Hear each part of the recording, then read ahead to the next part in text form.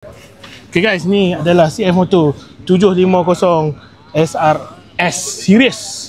Okay, ni bunyi dia.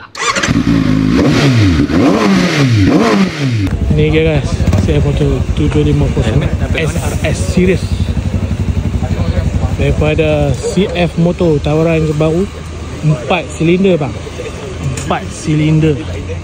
Depan dia memang design Q daripada CF Moto dengan unit yang sangat besar, dan dia pakai brake Brembo kiri dan kanan, 4 port, siap dengan brake cooler, dan enjin dia ni bersesaran 750cc, 4 silinder macam aku cakap tadi.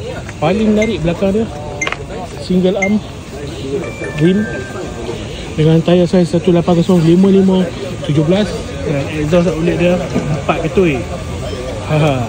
Dashboard dia ini digital, siap dengan damper. So bunyi dia macam mana? Jom kita tengok.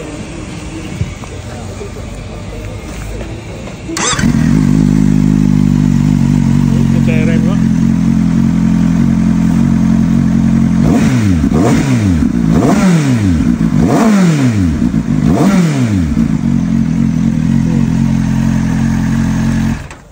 So, kalau masuk Malaysia agak-agak macam ni berapa?